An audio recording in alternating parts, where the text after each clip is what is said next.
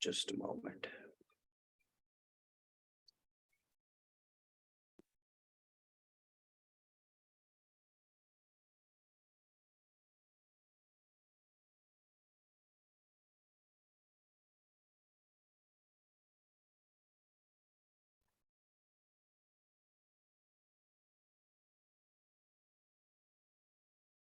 Have people started joining in? Looks like it.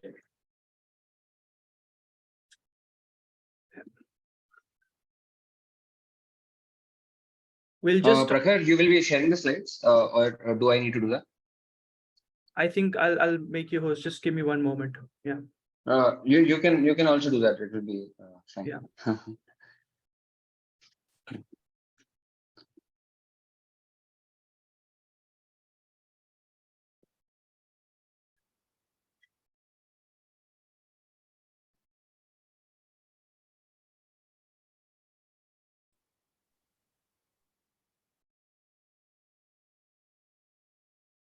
Well, 19 people already. Thank you all for joining. We're just starting shortly. Just give me one moment.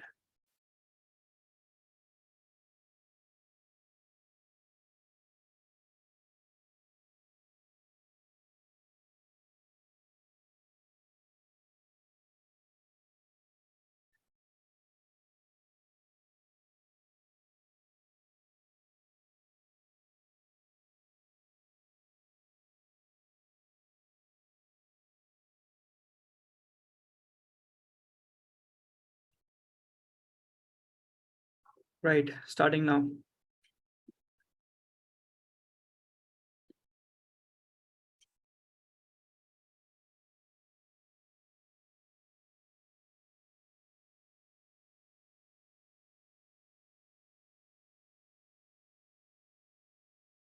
Aniket, over to you.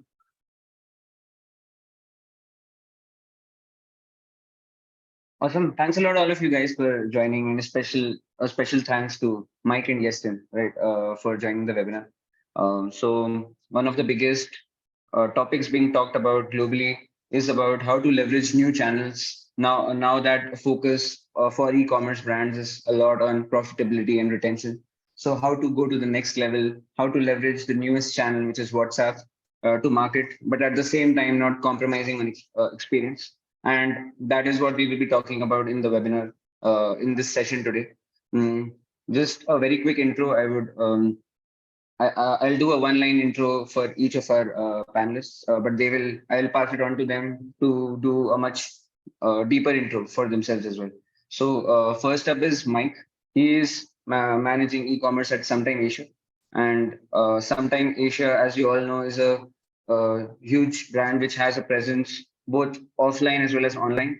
And Mike has been one of the pioneers in actually using WhatsApp very effectively for growth at Sometime Asia. The second panelist that we have joining us today is Iestyn, who is the managing director of Overdose. And as you all know as well, Overdose is one of the largest Shopify and marketing agencies in globally, as well as specifically in the Southeast Asia region, in Singapore, Malaysia, and so on. And we're very fortunate to have these two experts with us on the panel today to help us navigate how we can get the best out of this new channel. Right, I would pass it on to you, Mike, first, so that you can also give a deeper introduction about yourself. Well, thank you so much for the generous intro, I must say. I'm not an expert by any means. I just need to get that out of the picture. My name is Mike and I work with Sometime Asia. We are a fashion brand in Malaysia, based in Malaysia. We design and produce handbags. We basically have the entire chain within the brand itself. So from the stages of design to the stages of development of the product and the production and manufacturing, all the way to retail, everything is in-house. And that puts us in a very unique position in the Malaysian market and the Southeast Asian market. And it's a very proud position to be in, I must say. So it's a privilege for me to work with the brand, and it's a privilege for me to be here. Thank you so much for having me. Awesome. Yeah. Iestyn, would love to hear from you as well. Thanks, Annika, and thanks, Mike. Yeah, great to be here and welcome everyone to the webinar. So I'm Iestyn Keys. I'm the Managing Director for Overdose here in Southeast Asia, based in Singapore, but we have kind of staff and clients really all around the Asia region. As Annika says, we do a great deal of work on Shopify Plus, but there's a bunch of other platforms that we work on as well. And I think probably why I'm excited to join the call today is that we typically approach things from what we call a complete commerce perspective. And that's really taking a holistic look at not just your marketing, not just your SEO, not just your e-com stack or even your e-com site, but how that whole picture is working for you as an online merchant. And what are the tools and technologies within that you need to deploy and optimize in order to get the best results? Obviously, in an environment that, as we know, is becoming increasingly more competitive. But really excited to be here today. Thank you for the invite. Also, definitely not an expert, although I think the amount of time I spend, or the number of hours I spend on WhatsApp per day, might qualify me as an expert, actually, if it's just based on the hours I'm on WhatsApp. But Awesome. Yeah, that's great. And I'll talk a bit about LimeChat and myself as well. So I'm Aniket. I'm the founder of LimeChat. And LimeChat is one of the leading providers of WhatsApp commerce to Shopify brands globally. We started 3 years back, and over time we have partnered with Meta, we partnered with Shopify to build an entire journey on WhatsApp, where a Shopify brand can use WhatsApp to market to their customers, give an entire buying journey also on WhatsApp, and give a support experience on WhatsApp as well. And we'll explore this gradually in this call. But I want to bring the attention back to WhatsApp, which is why we are here today, which is what is the most exciting bit, the most exciting engagement channel for all of us. And the reason why it is exciting, I'm sure everyone is aware, but just to kind of put some statistics around it, right, which we have gathered around with Meta. So WhatsApp has more than 2 billion users, and in all of our geographies, more than 95% of the people actually use WhatsApp at a daily level. And I'm sure it will show up in the polls as well. But all of us, we know all of us use WhatsApp to communicate, at least with our friends, in our day-to-day life, many times a day. The interesting thing is that there are more than 5 million businesses on WhatsApp, and this is something which very few people know. And these are businesses who are a bit ahead of the curve, who are actually leveraging WhatsApp to develop a relationship with their customers and start using those relationships to then market and sell to those customers as well, right?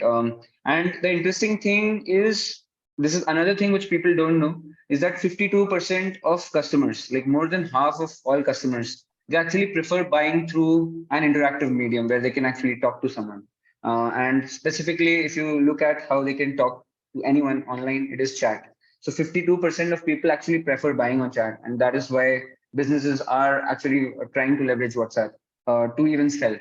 On the marketing bit, we are all aware that if you send someone a message on WhatsApp, they are very likely to open it because they're using it 5 times a day, right? So, and it is no surprise that WhatsApp has a 95% open rate. So with these exciting statistics, I would want to move on to the next thing, and I would want to start with Iestyn, asking him about what are the exciting trends that you are seeing in marketing for Shopify brands specifically. Like, what are the new things people are trying out in this festive season now that 2022 has ended, and what is it that they would, what is it that you feel would be like the most cutting edge, the most interesting things for brands to try in 2023?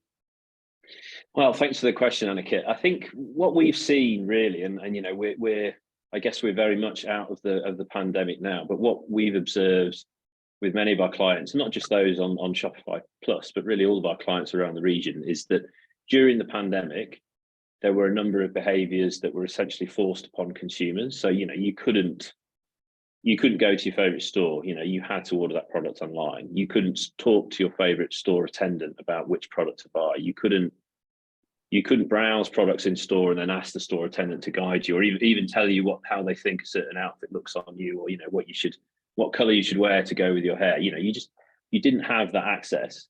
Within that, there's a whole range of other challenges that you start to see in terms of an experience that was typically based offline now has to happen online. And what we saw was that the brands that were successful, they won in kind of three key areas, which we would call curation, convenience, and context, or the three C's. And those were areas around curation, so making it easy to find, for people to find stuff, just like you would in an offline store. You've got to make it easy for people to find stuff online. Not only top of funnel in terms of using good SEO or SEM to find your site and find your brand and find your products, but how your data is organized in terms of how your products are organized online, you know, how people can actually find SKUs within your website. There's also convenience, which is making it easy for people to return, you know, making sure that your shipping rules are clear. You know, if it's curbside pickup or you're offering a limited pickup from a certain location, you know, make that easy to understand, allow people to move SKUs from different locations to the location of their choice. So really, you know, your full range of kind of omni-channel features, so, you know, buy online, pick up in store, ship to store, et cetera, et cetera. And then the last point, which I think is probably most important today, is context. So historically, you know, maybe the purchase journey was a little more simple in that you would maybe see an advert, you would talk to someone, maybe you would see something online, you know, maybe you weigh up the options and you go to your favorite store and you do some comparison in the store between different products before you make the purchase. Obviously, during COVID, it wasn't possible to do that. So brands needed to allow people or be in the right time and right place to support that decision-making process. So context is key. But obviously, we, you know, as we're looking at this slide here, we can see multiple touch points and multiple ways to engage and multiple ways to talk to your consumers. The trick is being in the right place at the right time in that purchase journey. Sometimes customers don't necessarily want to make a purchase. They just want to compare and contrast different options. They might want to ask some questions about the product to help them understand how they're going to use it. You know, they may just be researching different benefits. They may even be researching for a friend. And all of those activities can happen across a range of touch points. You know, it's not just going to be on the website anymore. It could very well be on a mobile app. It could be on a touch screen. It could be on a wearable device.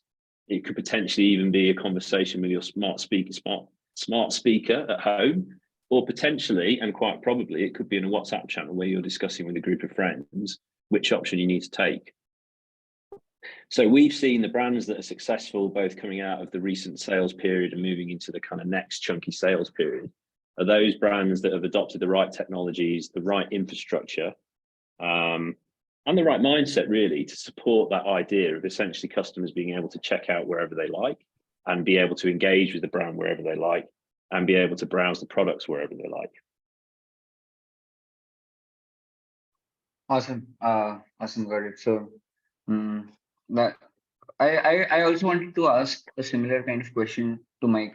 This is one thing which Iestyn also mentioned, that people want to be able to talk to people not just while buying, but in all the steps before it, where people are comparing products, they're browsing stuff, they want to know what is it that they have to buy, where can they get the best deal, all of it. But Iestyn also mentioned WhatsApp for this, right? And you, Mike, you and sometime Asia have specifically been one of the earliest adopters of WhatsApp.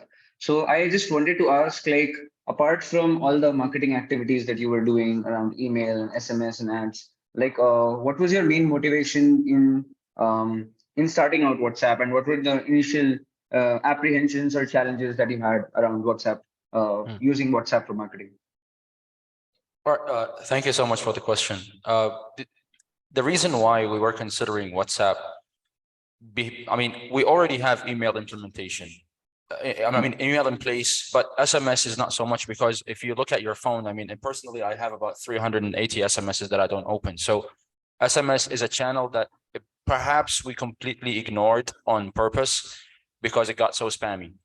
Email, I would say, again, I would like to reiterate what Iestyn was saying. Email still has its place. So at the right time, at the right moment, there is a special tactics to emails and how you can use them to gain a certain level of success. However, in order for you to really have a personal touch with the customer, we need to step out of just the confines of emails and SMS and just the browser notifications. And we find our customer service, when they engage with our clients and customers on WhatsApp, we find that the customer would take an action faster. So the period of time between message one and the action they make is really a matter of minutes. Hi, I like this product. Do you have it available in stock? Yes or no. Can I pick it up? Yes or no. Can I go get it from that location? Yes or no. It's instant gratification. The customer doesn't feel neglected in the process. An email may take a couple of hours to get a response, but a WhatsApp, the expectation the customer sets in the first place is that, hey, I am sending you a WhatsApp message, so you better answer me right now. It's not in that sense, perhaps, but the expectation is momentarily. And when that happens, the customer feels a bit more confident and they can actually help the brand produce better results. Got it. Yeah, definitely. I myself can definitely see why instant gratification, why everyone needs instant gratification, and how WhatsApp can help doing it throughout the journey and on the support side. But there is one interesting thing that you mentioned about SMS being spam, and you not really seriously considering it as a channel as well, right?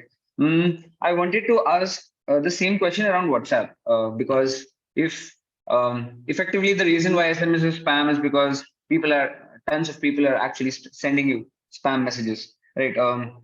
And this is, I guess, the main topic of the webinar as well. That how do you actually stop WhatsApp and leverage WhatsApp for marketing without making it a spam channel for your customers? How do you actually talk to them and build a relationship and converse with them while doing this marketing, right? So that they don't really get irritated for this entire thing. So the question is, oh, yeah, sorry, go Mike, ahead. you go. No, please. Yeah. Who's the question directed to? Sorry. Mike, I just wanted to get insights from you on the same thing. Like, how can you kind of do marketing on WhatsApp? Like everyone in the audience will have this apprehension, right? Like WhatsApp will become spam, like SMS has. Right. So, wanted to get some sense from you as well. How did you start leveraging WhatsApp without making it a spam for your users? Right. Well, I'm happy to say that I learned a very expensive lesson in this area. At the beginning, we tried experimenting with, just like how we do it with our email. Later on, I will show some data in that respect. We were trying to do a blanket approach. So we had a number of customers, we know they are consenting, and hey, we have something for you, come check us out. But because the customer has the ability to report us, they have the ability to block us, they have the ability to actually give us an insight into what they actually want. It got me into a very difficult position because my reputation just dropped. And I immediately started experiencing diminishing returns. So week one, I had okay performance. Week two, my performance just tanked. And I just had to stop, because the moment I saw the feedback from the customer, it's like, hey, why are you sending all these messages to me? So no, okay, keep my distance, keep my space. That way, I have to respect the customer space. And I think I saw one of the questions earlier, how do you prevent WhatsApp from becoming a spam? Respect the customer space. And I think the best way is let the customer initiate the communications. Yeah, this is a very interesting idea, and this is what I also wanted to talk about a bit.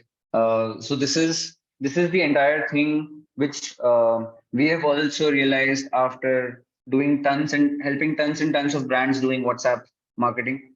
The story always looks the same. Like initially, brands are super excited, and they think, how can I take my email and SMS campaigns on day one and start doing those on WhatsApp? Let's just take the top 10 or top 5 campaigns and shift it to WhatsApp.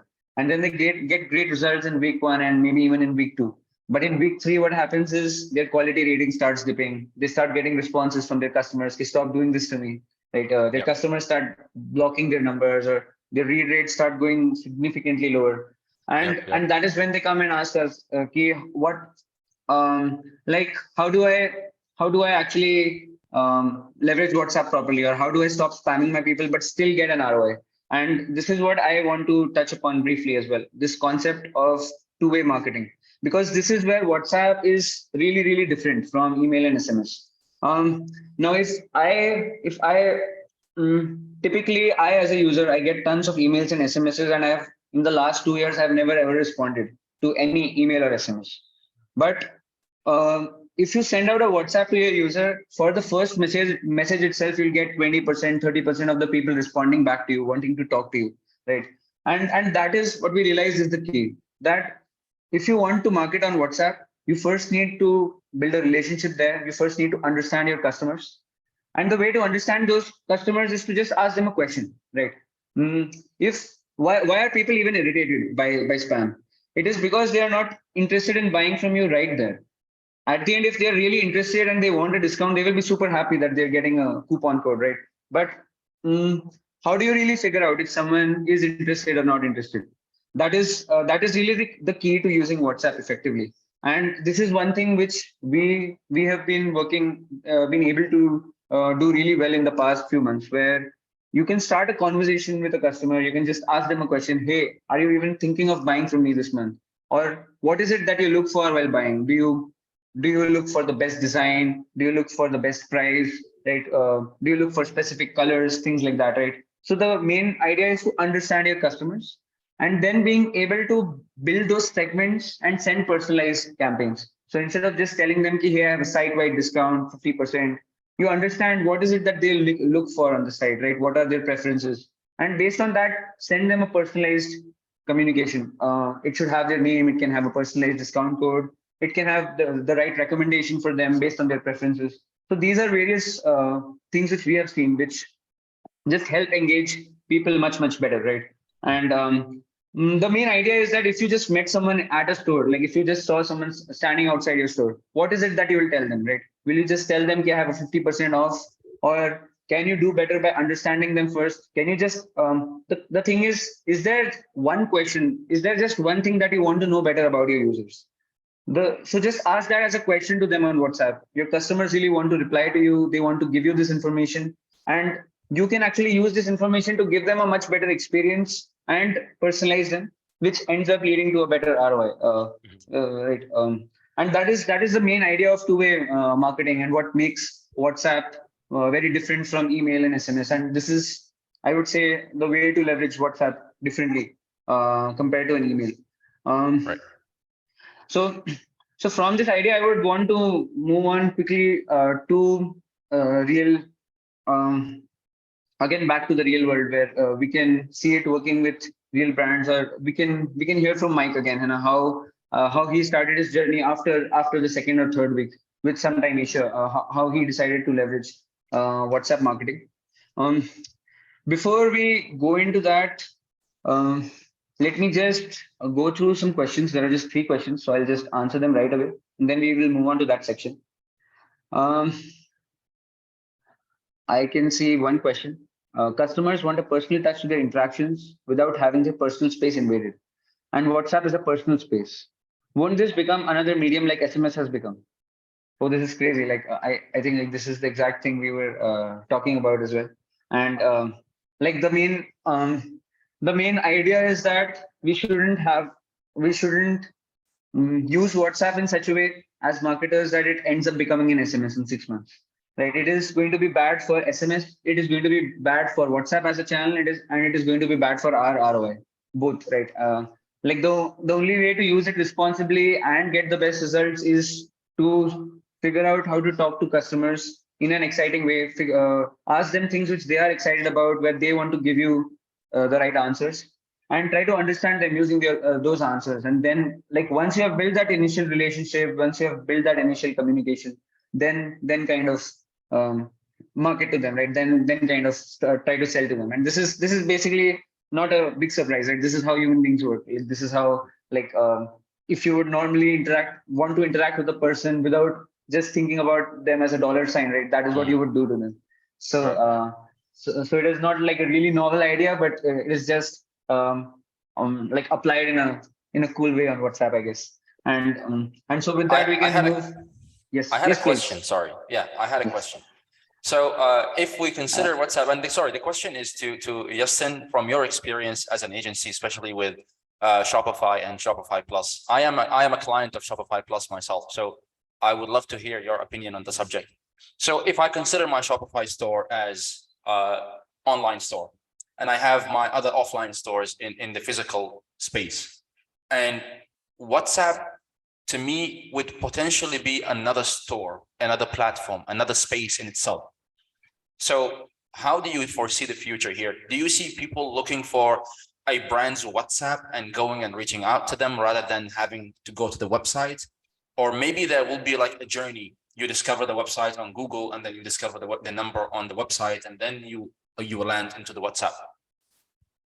Yeah, that's a great question. I think casting our mind back to, I don't even know how many years ago it is now, maybe less than 5 anyway. But the internet transition from being text searches to image searches, and similarly now, people will typically browse platforms like Instagram and TikTok, not just as part of their product discovery journey, but in some cases that is their product discovery journey, right? Yep. I'm obviously talking about people slightly younger than myself. I'm still a bit old-fashioned with Google, but there's a huge trend out there in terms of people searching for brands and products in a very different way. And I think the same will apply to chat and conversational commerce. When the feature set is there, when the confidence is there, when brands are able to, and obviously we're starting to see some of that now, but when brands are navigating that at scale, many people will buy certain products within WhatsApp, within the chat. Especially if it's an easy purchase, and maybe you leave a voice message and that's the purchase, or maybe it requires a tiny bit of back and forth and you don't necessarily need to browse a lot of product information. I can quite easily see those transactions happening in WhatsApp. To a degree, and I know we're not here to talk about China today, but to a degree that is already happening in China when you order cabs and so on. A lot of that is happening via voice on WeChat. Right. The one thing I would say is, and we talked about this before in terms of context, you need to be present at all the touch points that the consumer is interacting with, almost at their beck and call. Sometimes they might want to just go to the old-fashioned store, talk to an old-fashioned person and buy it in person. But then maybe the next time, because it's a repeat purchase, or they just want a same product, different color, maybe they just want to do it on WhatsApp. So I think the challenge for brands is to be able to get across all those platforms in an effective manner, because you've got to man them all, right? You can't have a WhatsApp store and then you type in your order and no one answers. And equally, having the kind of technology and plumbing in terms of your customer data and your product data, having the kind of plumbing that allows that to move seamlessly across these different touch points. Right. Thank you so much. I wanted to follow up with that. Okay.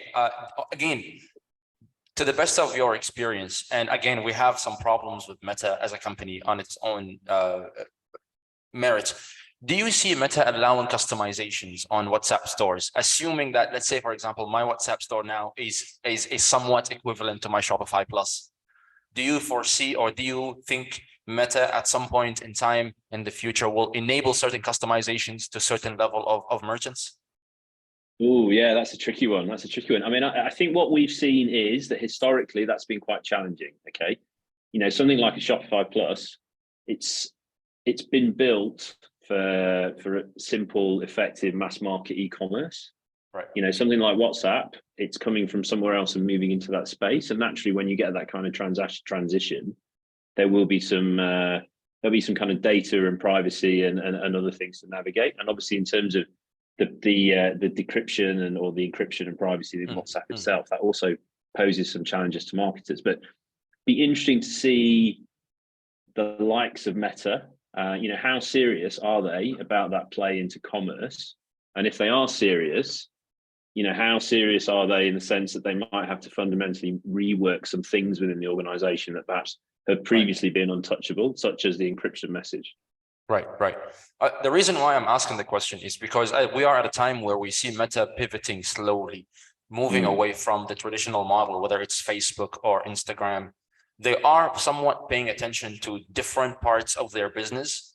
Personally, I expect them to spend quite a bit of time on WhatsApp and bringing WhatsApp up to that level, because I see that's the only way for them to earn actual revenue now that they are down by 70%.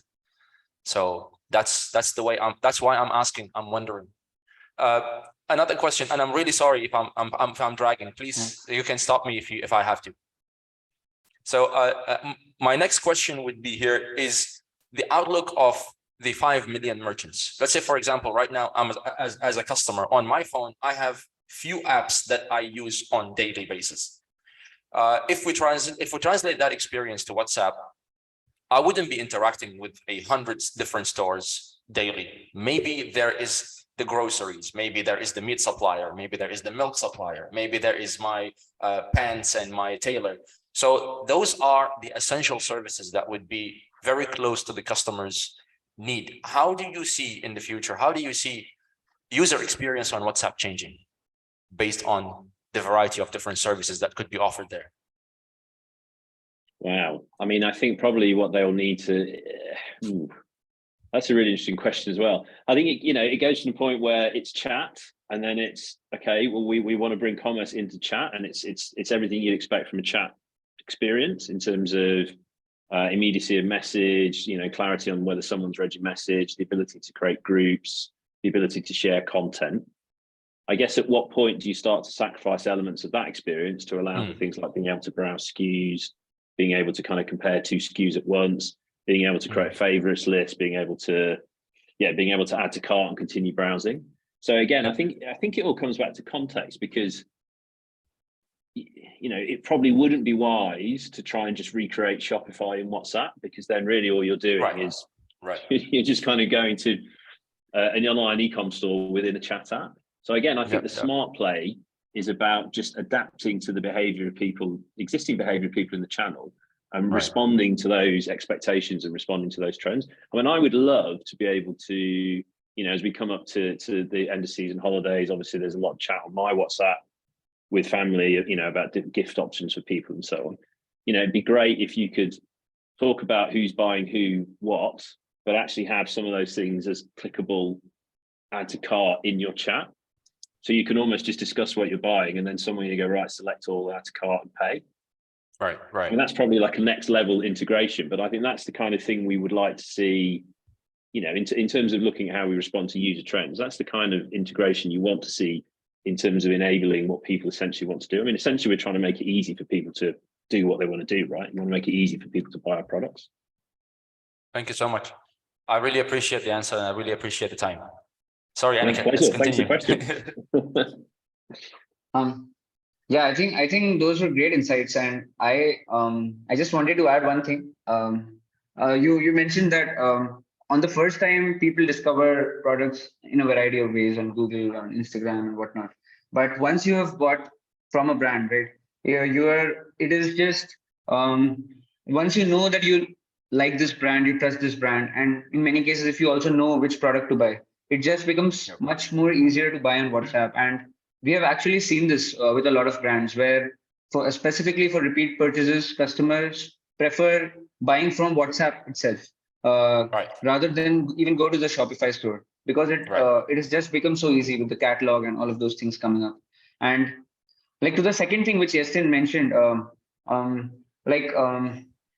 being able to share products with your family and with your friends for reviews, and then being able to just add to cart and check out very easily. So very recently with the catalog which got launched, right? WhatsApp actually enabled this kind of feature, where from the catalog you can directly share products with anyone in your WhatsApp network, and they can not just look at it, they can like browse to several images, they can look at the reviews, and then they can just add to cart and buy, and maybe like even add a personalized discount rate because you recommended them the product. So all of those things have recently like started happening on WhatsApp. That is why it is really catching fire as a medium. And I'm sorry, back to the topic. I just the slides. Yeah. As in the next part, I just wanted to it would be great, Mike, if you could cover your journey with WhatsApp. Like after you saw Dip, right? What is it that you thought? What were the strategies that you used for WhatsApp? Like in the graph which was shown in the last slide, clearly you got an amazing result in November, much better than September and October. And there was something which you might have been thinking differently, right? So it would be great if you can share what didn't work, what worked, and then like what would you want to recommend brands to leverage WhatsApp effectively? Sure, happy to do so. Can we go back to the previous slide? Yeah. So thank you so much for the opportunity once again.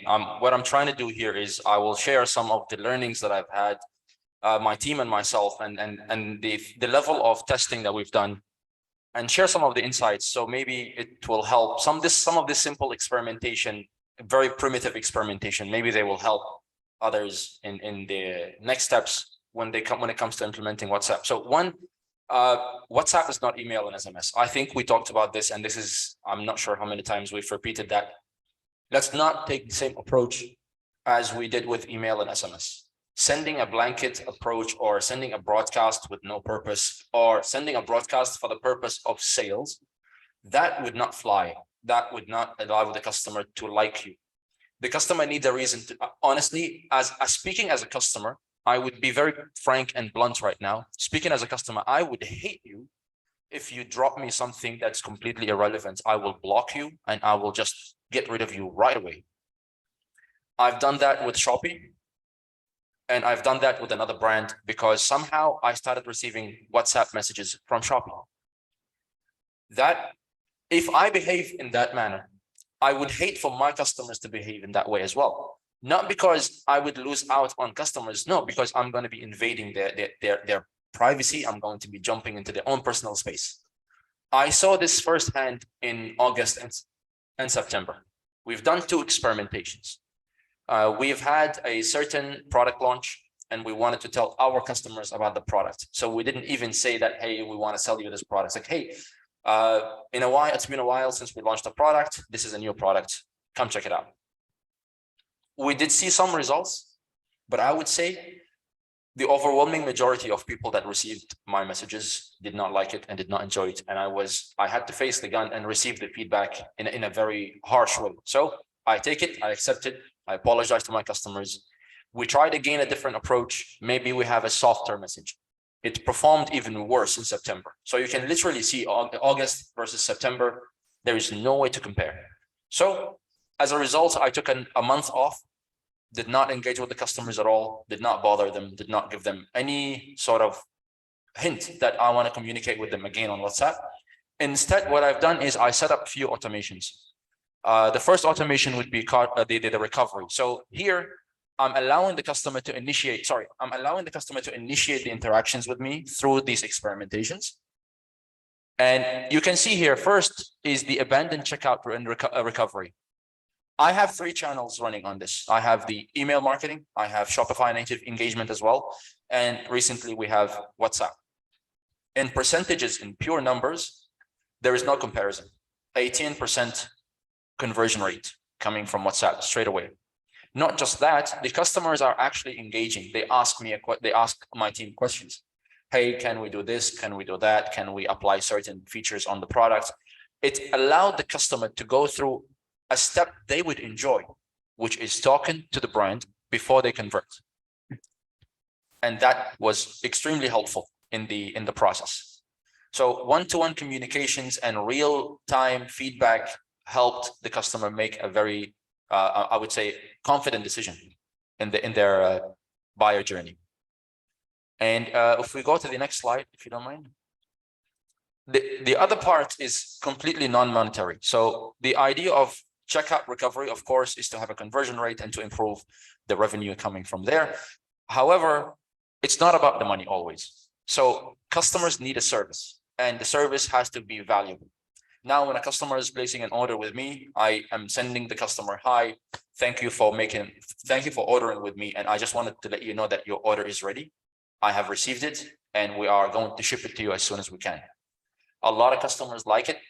They sent us pictures. They sent us some nice feedback. They even took screenshots and put it on Instagram as stories. Hey, this brand is actually telling me on WhatsApp that my order is almost ready and whatnot. So it created quite a positive feedback loop between us and the customer.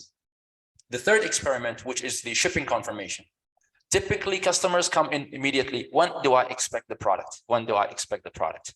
So now I have seen a lot less of these messages because I am sending the update to them regularly.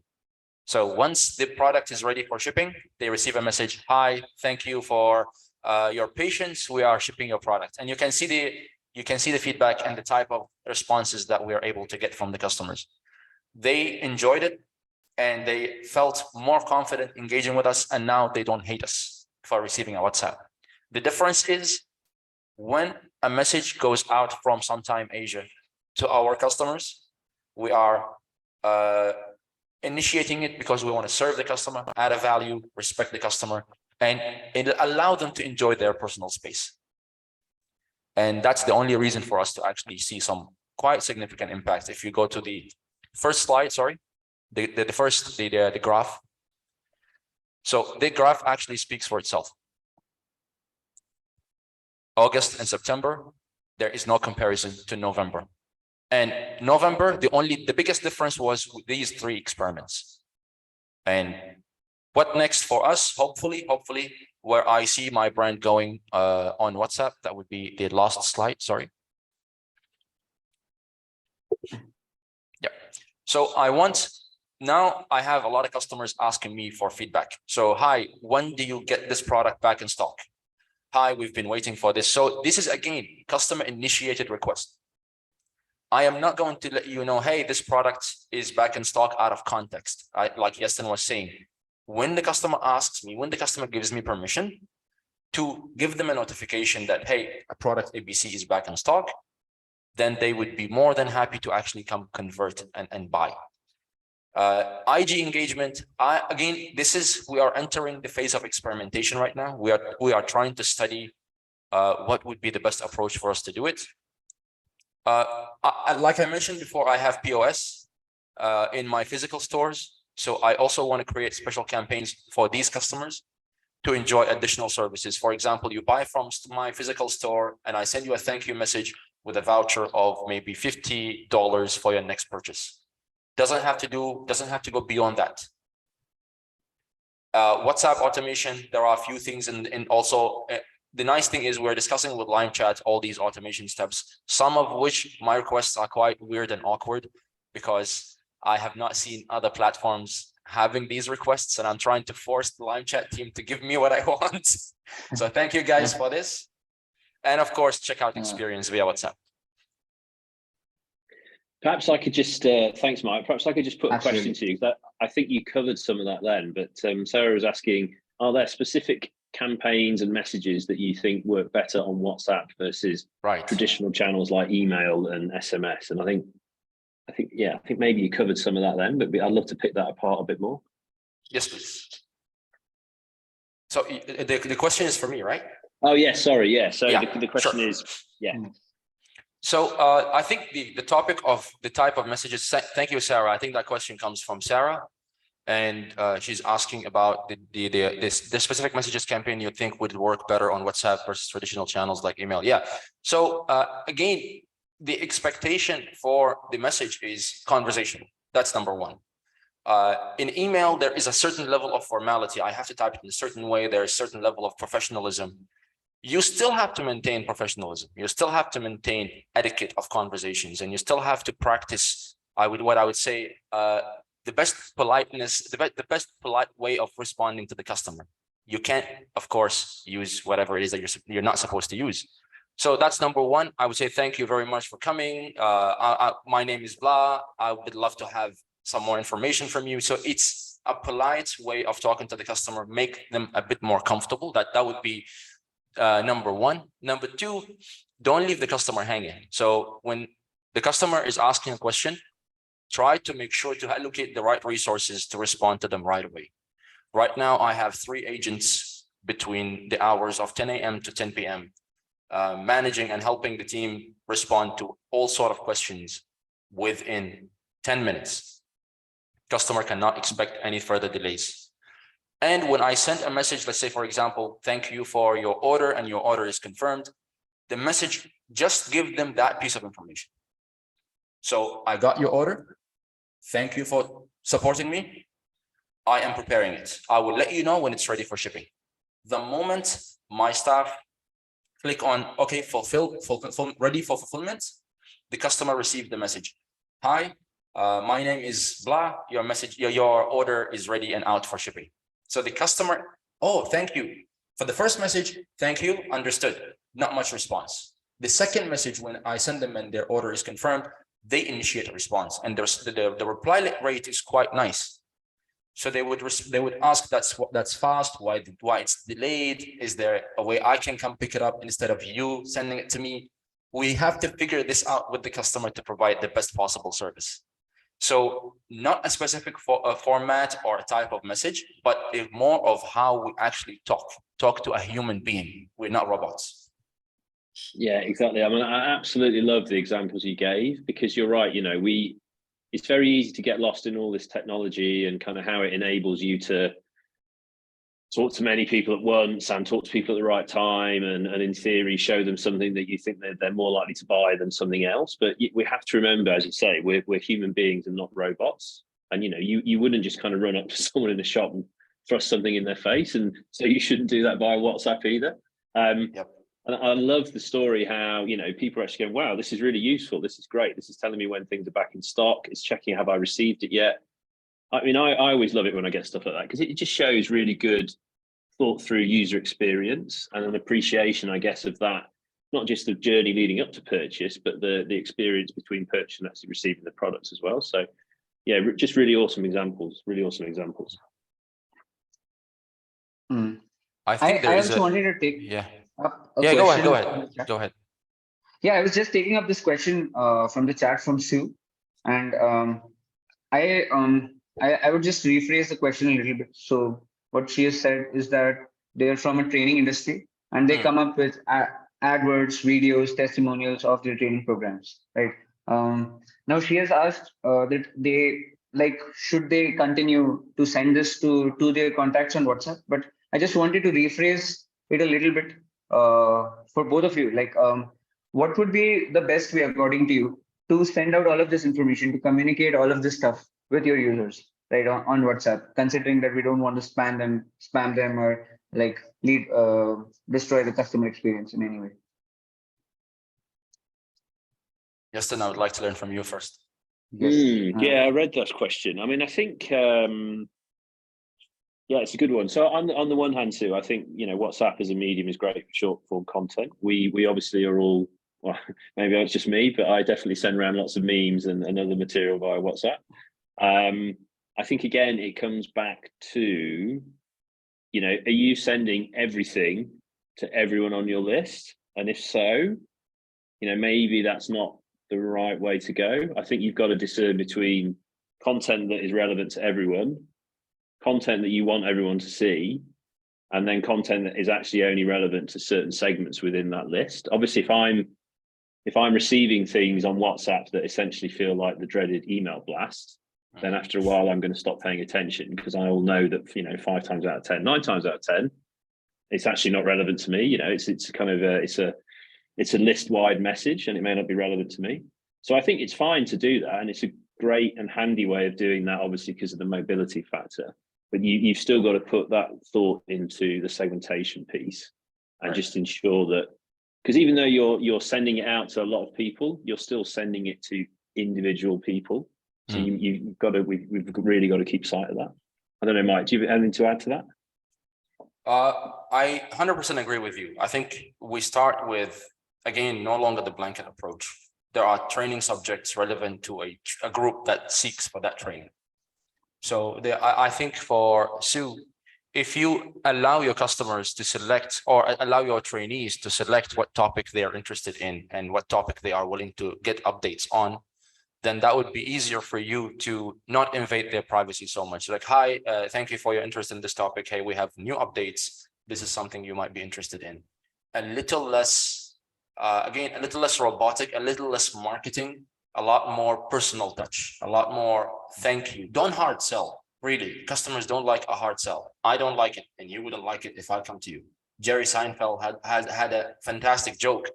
When the telemarketer calls him, hey, would you like to buy something? He's like, no, can you give me your phone number and I'll call you back? Sorry, we can't do that. Then how do you think I feel about it when you call me? And then hangs up in his face. I think there is a very important lesson from Jerry we can learn here. For the training programs, I like to receive information about training.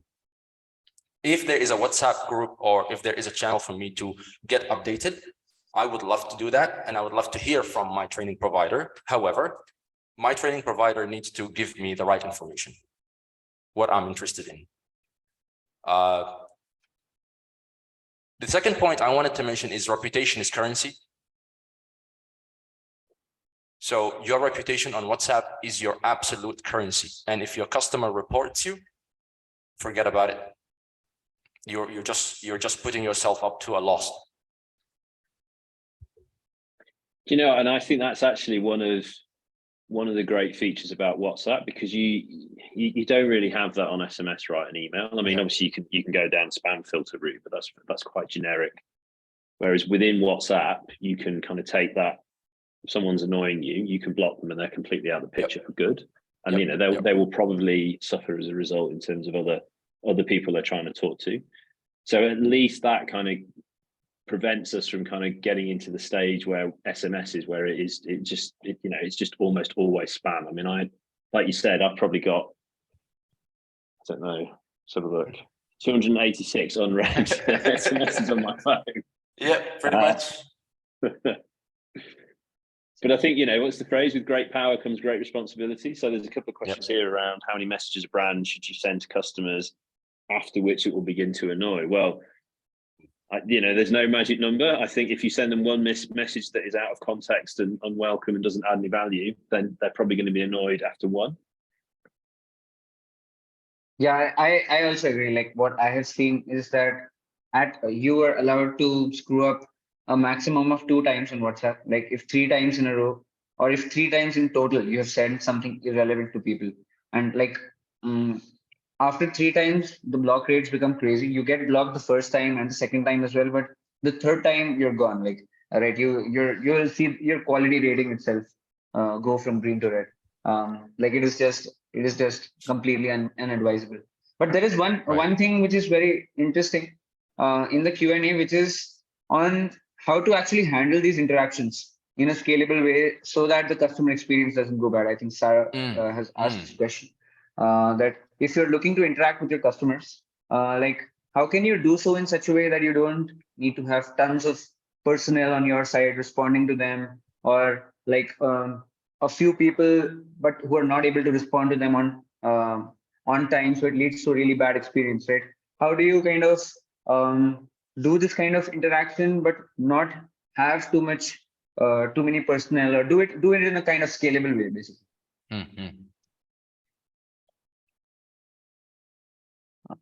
Right. I guess both of you would love to hear from both of you on this. All right, I'll hear from Iestyn. Yes. Oh, okay. Yeah, it's a good question. I think you just need to be prepared, right? You know, then there's another question similar to this around how do you avoid a kind of risk of setting these things up, particularly around support, you know, customer service and support specific communication. Obviously, if people have a bad experience, then that's going to kind of have the opposite effect in terms of a good experience. So I think really it's about being realistic and not overreaching. So you can set up the technology, but obviously you need to make sure that you've got everything in place that allows it to function.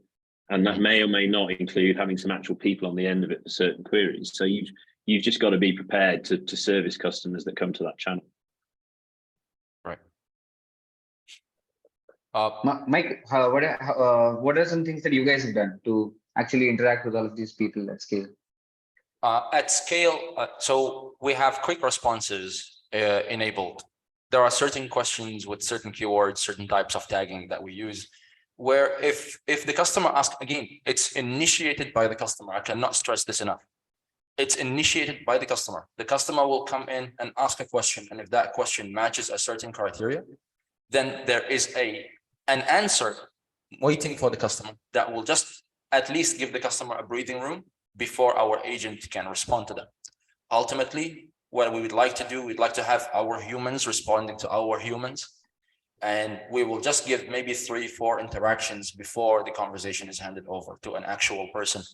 But with that in mind, it's very important to decide what are the messages that you want to automate, what's the journey, what's the context, how would the customer receive it the moment they interact with it, and what's the outcome for the customer first. So if you have that in mind, everything is about the transaction, everything is about the transaction, you will have a hard time. Awesome, got it. Yeah, I can also add a few things here. Like what I have seen personally working is like if you are trying to there are two ways, right? One in which as a brand you can initiate an interaction, whereas the second way is where customers themselves come to you with feedback on a lot of things. Typically, when you're doing a campaign, people just come and reply, right? As we have seen. What I have seen working is to kind of anticipate or like to quickly observe what is it that people are coming up with. And what we figure out is that 70 to 80% of the things which people are saying are actually the same. Uh, Mm, if you're asking people a question, right, about what kind of what are the things that they look for when they buy, are they even looking to buy this festive season?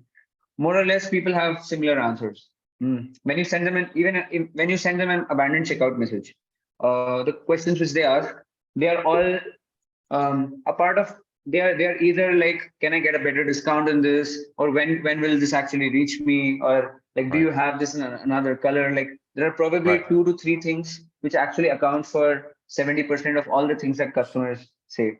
And right. that is where automation can actually help.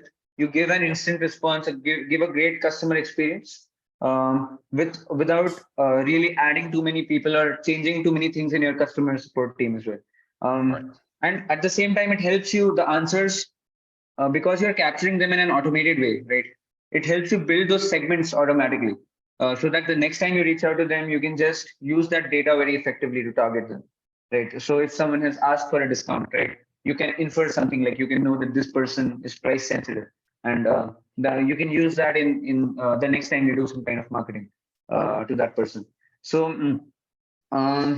So effectively, that is it. I think we are running out of time. We just have 1 minute left. So I'll just try to summarize all the ideas that we talked about today. I think Mm, there is one more question asking Yes. about the percentage of ROI. absolutely. Yeah, Mike would love if you can highlight that as well. Right. I think on the subject of ROI, I'm not sure if the person can hear. The subject of ROI is entirely dependent on what is the offering that you have, what type of products we're dealing with. So ROI for fashion customers would be significantly different from ROI for a SaaS customer versus a different type of product, or maybe buying a house or buying a car, which eventually, I mean, honestly, I am communicating with my my estate area. There is a community and there is a group on WhatsApp, again, facilitating all the communications between the tenants and the management and the construction company. So there are even transactional messages going through WhatsApp in that environment itself. So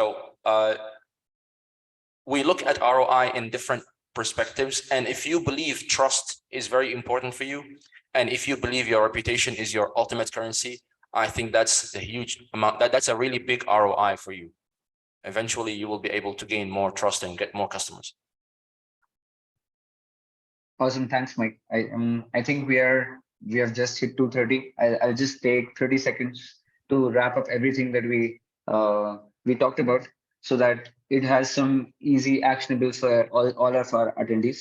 Mm, We started by talking about WhatsApp as a channel. Why is it important? Because everyone is using WhatsApp.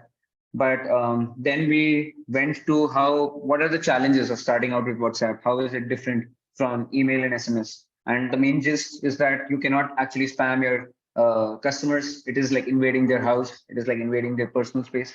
You need to act much more responsibly. You need to understand them, either by asking questions to them or having them come to you and ask questions.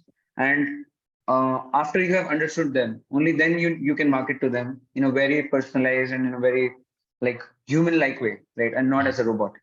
And effectively, Mike shared some strategies on how to do this very actionably. Like, for example, having an abandoned checkout campaign, which has buttons, and or analyzing the replies coming out of those campaigns and replying to them, which ends up just engaging those people better, helping them get all of their questions cleared, and effectively leading to at least like a 2x better result compared to an email or an SMS campaign.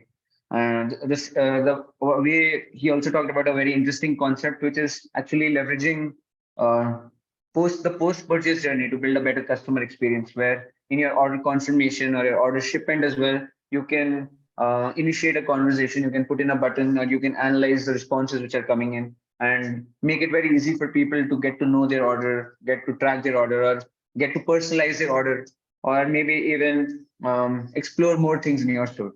And finally, we discussed the potential. There were a lot of interesting things there, being able to automate all of these things, being able to give an entire buying journey on WhatsApp. So instead of using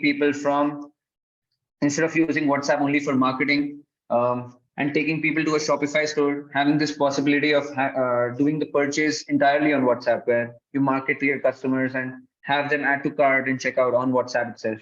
And then finally, we discussed about some examples on how to leverage it effectively, how to stop spamming people, how to use it to deliver a stronger personal connect, give a great experience, and Right. effectively get better ROI in the end as well. And if I just summarize what Line Chat does, this is effectively what we have been doing for the past 3 years with tons of Shopify Plus brands. We're working with like 200 or 250 Shopify Plus brands now, and we've built this full stack solution for these brands to leverage WhatsApp effectively, where you can segment out your customers, do responsible WhatsApp marketing, and at the end give an entire buying journey plus an automated support experience for your customers on WhatsApp. And for people, for the customers who end up asking out of the box questions, where you also need to give a great experience, we have a way for your support team as well to respond to these very, very quickly and effectively using quick replies and other stuff, right? Also on WhatsApp. So this is the overall stack which we have built, and like Mike has been using it for some time. We really love his feedback and his enthusiasm and his vision in shaping the entire WhatsApp commerce product and how brands can use it very effectively. And we have partnered with Overdose for WhatsApp commerce. So they will be helping a lot of Shopify brands actually come up with strategies to leverage WhatsApp effectively. At the end, we are just building the tools at the back end, like Shopify does, and it is people like Iestyn who will come up with with those game-changing ideas, right, to bring Very about this exciting. WhatsApp commerce. So Very exciting, very exciting. And I personally, I enjoyed listening to Justin's opinion and insights, and I can't wait, man, for more. Thanks, Mike. Appreciate it. And likewise. Thank you so And much. yeah, love the work you guys are doing at Sometimes. Some really, really awesome stuff there. Thank you. Thank you, Iestyn. It was really great hearing from you. There are a lot of interesting strategies discussed, and like if anyone wants to know more about WhatsApp, they can reach out to Mike or Iestyn, or even you. All of us would be happy to help in any way. And thanks a lot for your time and for attending this session. And see you in our next session in the next month. Thanks for listening, everyone. Thanks for the opportunity. Thank you. Thanks, guys. Bye-bye. Thanks. Take care. Mm.